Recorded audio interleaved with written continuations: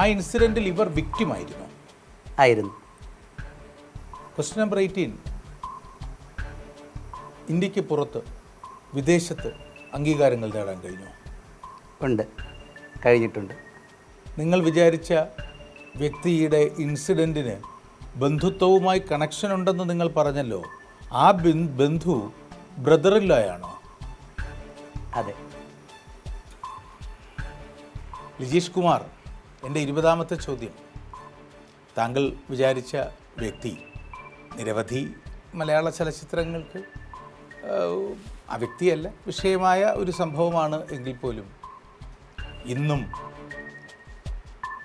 അവിടെ നടന്ന ആ കാരണം കൊണ്ടല്ല എങ്കിലും പ്രണയനിരാസത്തിൻ്റെ പേരിൽ ഈ കേരളത്തിൽ പോലും വാർത്തകളിൽ വല്ലാതെ ഇടം പിടിപ്പിക്കുന്ന വേദനാജനകമായ ഒരു പ്രവൃത്തിയിൽ സ്വന്തം ജീവിതം വല്ലാതെ കണ്ട് തകർന്നു പോവുകയും ആ തകർച്ചയ്ക്കിടയിൽ വ്രണിതമോ ഒരുപക്ഷെ വിരൂപമോ ഒക്കെയായി മാറിയ സ്വന്തം ശരീരത്തിൽ നിന്നും ഉയിർക്കൊണ്ട പുതിയ ജീവനോടുകൂടി ആന്തരികമായ സൗന്ദര്യത്തിൻ്റെ മഹാതലങ്ങൾ ഈ ലോകത്തിനു മുന്നിൽ അവതരിപ്പിക്കാൻ കഴിഞ്ഞ ഒരു വ്യക്തിയാണോ? ആണ്.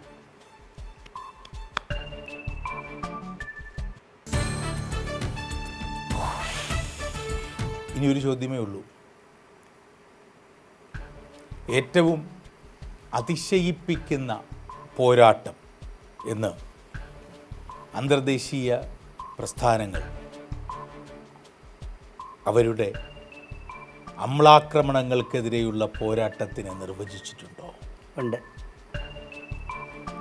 ചോദ്യങ്ങളെല്ലാം കഴിഞ്ഞു.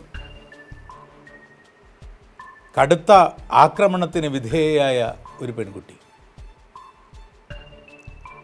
ആസിഡ് അറ്റാക്കാണ്. നമ്മൾ ഈ ആസിഡ് അറ്റാക്ക് സിനിമയിലൊക്കെ കാണുന്ന കാലമാണ്. ഒരു ആസിഡ് അറ്റാക്ക് വന്നു കഴിഞ്ഞാൽ ശരീരം വല്ലാതെ പുറത്തു കാണിക്കാൻ കഴിയാത്ത മുറിക്കകത്ത് അടച്ചിടപ്പെട്ട് തളർന്ന് അവസാനിച്ചു പോകുന്ന മനുഷ്യ ജീവിതങ്ങൾ ഒരുപാടുണ്ട്. നമ്മളീ പത്രവാർത്തകളിൽ കാണുന്ന എണ്ണമല്ല സത്യത്തിൽ ആസിഡ് അറ്റാക്കുകളുടെ എണ്ണം. വളരെ ഈ കണ്ടുപിടിക്കപ്പെടുന്ന കുറ്റകൃത്യങ്ങൾ മാത്രമേ മോഷ്ടാക്കളെ മാത്രമേ നമ്മൾ അറിയാറുള്ളൂ എന്ന് പറഞ്ഞതുപോലെ രേഖപ്പെടുത്തുന്നതിൽ എത്രയോ ഇരട്ടിയാണ് ഇന്ത്യയിൽ ഓരോ വർഷവും നടക്കുന്ന ആസിഡ് അറ്റാക്കുകൾ. പ്രണയനിരാസത്തിൻ്റെ പേരിൽ, ലൈംഗിക താല്പര്യം നിഷേധിച്ചതിൻ്റെ പേരിൽ, സാമ്പത്തികമായ കാരണങ്ങളുടെ പേരിൽ, എന്തിന് പാരൻ്റൽ ആയി ലഭിച്ച അച്ഛനമ്മമാരിൽ നിന്ന് ലഭിച്ച പിതൃസ്വത്ത് സ്വന്തമാക്കുന്നതിൻ്റെ പേരിൽ വരെ അമ്ലാക്രമണങ്ങൾ, ആസിഡ് അറ്റാക്കുകൾ നടന്നു ഇന്ത്യയിലെമ്പാടും. കേരളത്തിലേറെക്കുറെ നടക്കുന്നത് പ്രണയാഭ്യർത്ഥന നിരസിച്ചപ്പോഴാണ് ചരിത്രത്തിൽ. പക്ഷേ ആസിഡ് അറ്റാക്കിനെ അതിജീവിക്കുവാൻ കഴിഞ്ഞ ഒരു സ്ത്രീ പിന്നീട് വിശ്വസൗന്ദര്യ മത്സരങ്ങളിലെ മോഡലായി പ്രത്യക്ഷപ്പെടുക എന്ന് പറയുന്നത് ചെറിയ കാര്യമല്ല.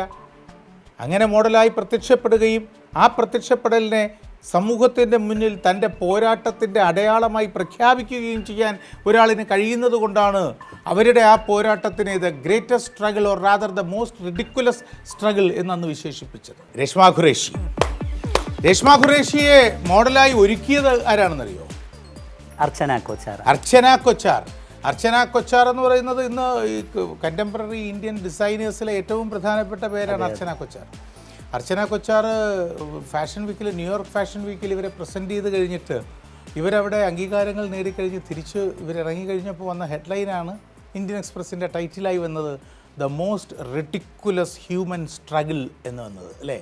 ഏറ്റവും എന്താ പറയുക, അത്ഭുതപ്പെടുത്തുന്ന അല്ലെങ്കിൽ ഏറ്റവും വ്യത്യസ്തമായ മനുഷ്യ പോരാട്ടം എന്ന്. എനിക്കിഷ്ടപ്പെട്ടു കേട്ടോ സെലക്ഷൻ. എന്താണ് പുതിയ പുസ്തകത്തിൻ്റെ കൺസെപ്റ്റ്? അമ്ലാക്രമണമാണോ? അല്ല, വർത്തമാന പുസ്തകം എന്ന് പറഞ്ഞ് മാതൃഭൂമി ബുക്സിൽ നിന്നൊരു പുസ്തകം ഫെബ്രുവരിയിൽ പുറത്തു വരുന്നുണ്ട്. അതിതുപോലെ ഉള്ള വർത്തമാനങ്ങളാണ്. രേഷ്മ ഖുറേഷിയുമായി ഞാൻ സംസാരിച്ചിട്ടുണ്ടായിരുന്നു. ആ സംസാരം ആ പുസ്തകത്തിലുണ്ട്. ഓക്കെ. എവിടെ വെച്ചാണ്? രേഷ്മ ഖുറേഷി ട്രിവാൻഡ്രത്ത് വന്നിരുന്നു. അവരൊരു ഇൻ്റർനാഷണൽ ബുക്ക് ഫെയറിൽ സംസാരിച്ചു.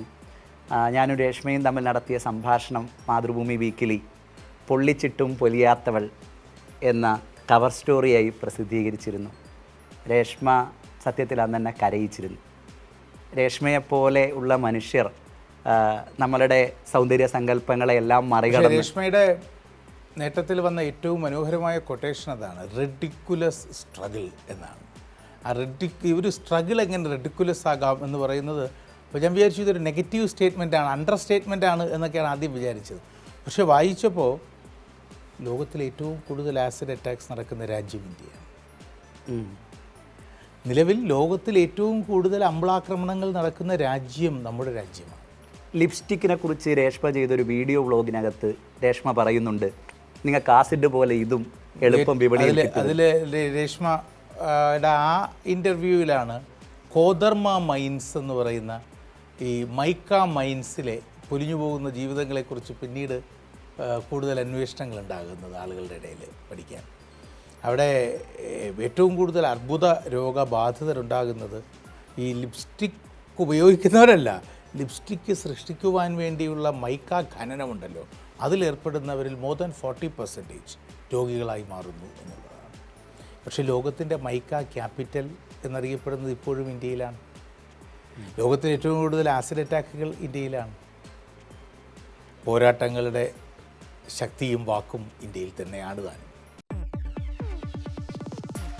രേഷ്മ ബാനോ ഖുറേഷി, ഇന്ത്യൻ ആക്ടിവിസ്റ്റ്, മോഡൽ, എഴുത്തുകാരി. 2014 ഒരു ആസിഡ് ആക്രമണത്തെ അതിജീവിച്ച രേഷ്മ സമാനമായ അനുഭവങ്ങളുള്ളവരുടെ പ്രതിനിധിയായി ആഗോളതലത്തിൽ തിളങ്ങുന്നു.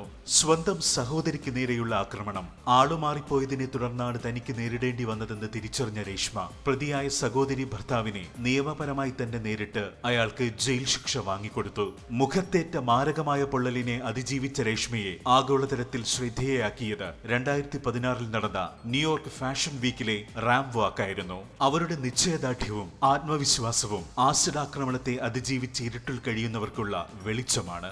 ബീയിങ് രേഷ്മ എന്ന ഓർമ്മക്കുറിപ്പിൽ തനിക്ക് നേരിടേണ്ടി വന്ന ആക്രമണത്തെക്കുറിച്ചും അവഗണനയെക്കുറിച്ചും പോരാട്ടങ്ങളെക്കുറിച്ചും വിജയങ്ങളെക്കുറിച്ചുമെല്ലാം പ്രതിപാദിക്കുന്നുണ്ട് രേഷ്മ ബാനോ ഖുറേഷി.